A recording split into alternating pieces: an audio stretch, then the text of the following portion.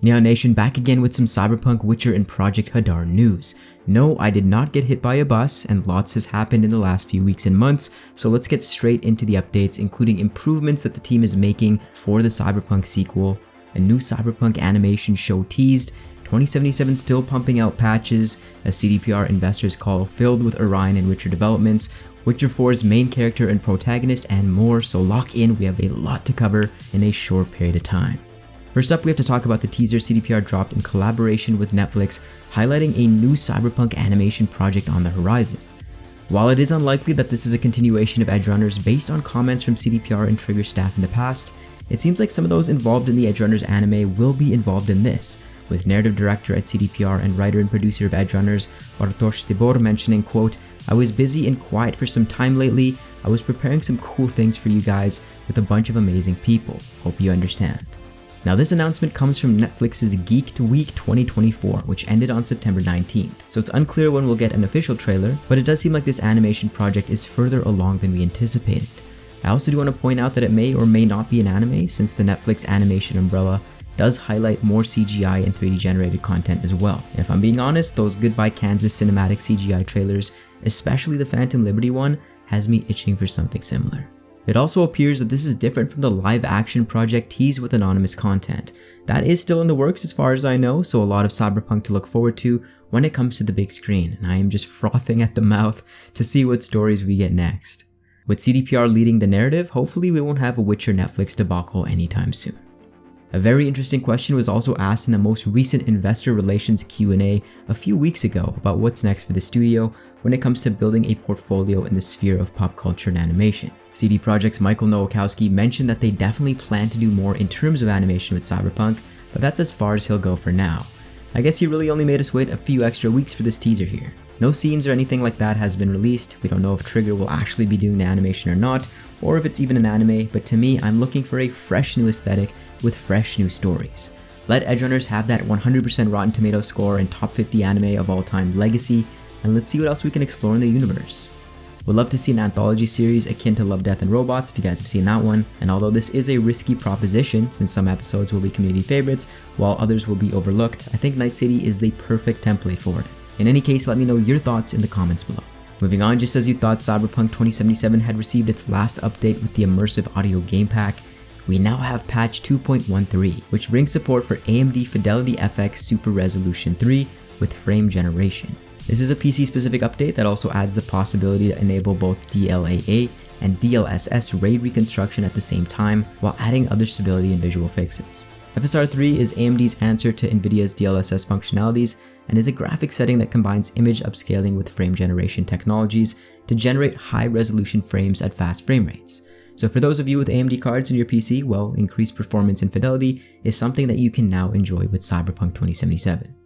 Next up, we have to get into some insights into the upcoming Cyberpunk sequel, currently codenamed Orion, and some major steps that CDPR has recently taken, alongside some realizations post-2077. In an answered podcast with Paavo Buja and Sebastian Kalemba, Paavo Sasko, now associate game director, and newcomer Dan Hernberg, executive producer, shed some light on the new Boston studio created exclusively to produce the Cyberpunk sequel. In this podcast, the duo mentions that the reason for the move to the States is that Cyberpunk is a uniquely American story, and it just seemed right to do it in America.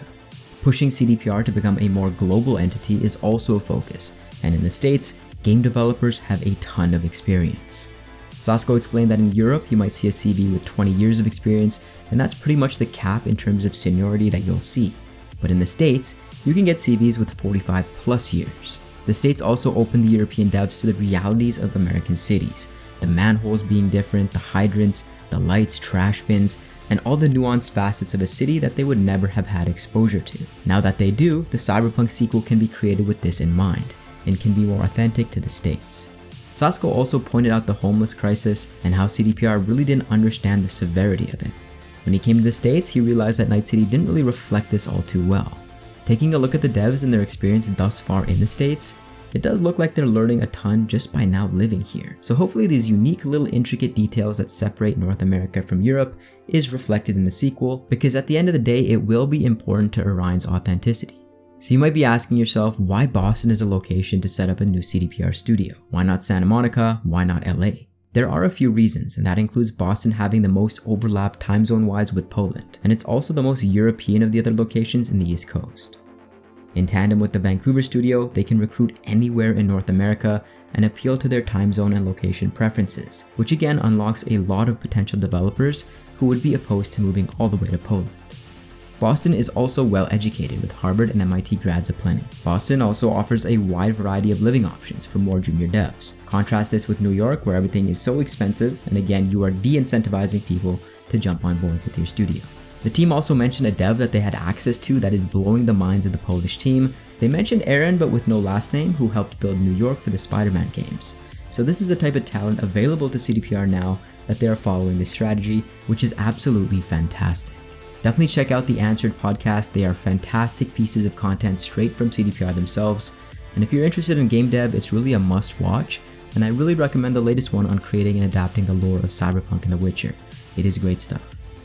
CD Projekt also recently released their financials for H1, which is for the first half of the year, not to be confused with Q1, which is for the first quarter of the year. And this is where we get into some really interesting insights into progress being made into the world of The Witcher and Cyberpunk. Jumping into the Q&A, the first caller asked about work on Unreal Engine, and if working on a game as large as The Witcher 4 poses a challenge. Michael Nowakowski, joint CEO, answers with, quote, "Nothing we're doing is easy, but at the same time, we feel quite confident with their choice in our open world technology in our collaboration with Epic on making this technology viable for open world games. We're making a lot of tools for ourselves. In due time, we'll be showcasing what we're working on, and you'll have a chance to judge for yourselves, but we're confident with our choice."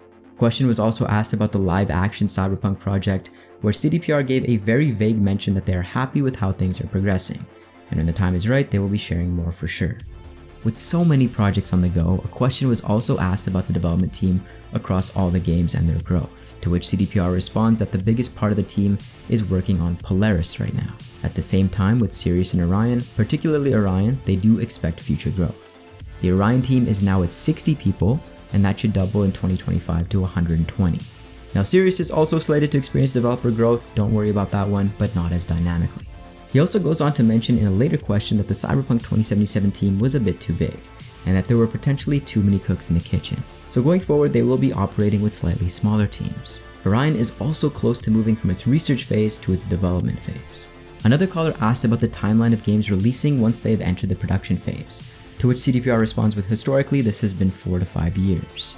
Remember that just because a teaser comes out or a game is announced doesn't mean that it's in the production phase. Finally, a question about unannounced projects that CDPR completely stuffs, mentioning it's too early to share anything about unannounced projects. Yes, that includes Hadar, and yes, we still know absolutely nothing about it. CD PROJEKT Blue Balls. Before we get into the next section, I just wanted to highlight a bit of a weird collab here, but Lucy from Edgerunners will be available in Guilty Gear, a fighting game. So super interested to see her and her moveset for that one. CDPR is really going full ham with the collabs, and it seems like they want their IP plastered over as much merch and content as possible, which is really only going to help fund their projects. Let's just hope that they don't get lost in the sauce here with all the money that will inevitably be trickling in. Now we talked a bit about The Witcher 4, so let's get into some major news regarding the next game to be released from CDPR. Geralt's very own voice actor Doug Cockle, in a recent interview with Fall Damage, revealed that, quote, "What we know is that Geralt will be part of the game, we just don't know how much, and that the game won't focus on Geralt. It's not about him this time." And yeah, this might be a bombshell for some, but CDPR has explicitly stated that The Witcher 4 will kick off a new trilogy, and that Geralt's story ended with The Witcher 3. Now there has been some speculation that the main character of Witcher 4 will be Ciri, and to be honest, I'm not really on board with this either. I'd want a net new character that further builds out the Witcher universe and lore. Let CDPR take some story liberties here. I also don't think it should be a create your own Witcher like Cyberpunk 2077, since we already have a game with a character creator, and having a more defined protagonist would not only help set The Witcher apart, but can also help the studio tell a more in-depth, granular story. Love to hear if you guys agree or disagree, but I feel pretty strongly on these 2 points for now. If you are a Witcher fan, you'll also be eating good soon in terms of books and comics, as Witcher author Andrzej Sapkowski has finished the next Witcher book to be released worldwide in 2025, after it debuts in Poland later this year. Some old Witcher comics from the 90s, currently only in Polish, will also be available in English in March of 2025. Before we leave, just a little shout out to Artal Sorian for sending over the new Edgerunner's mission kit.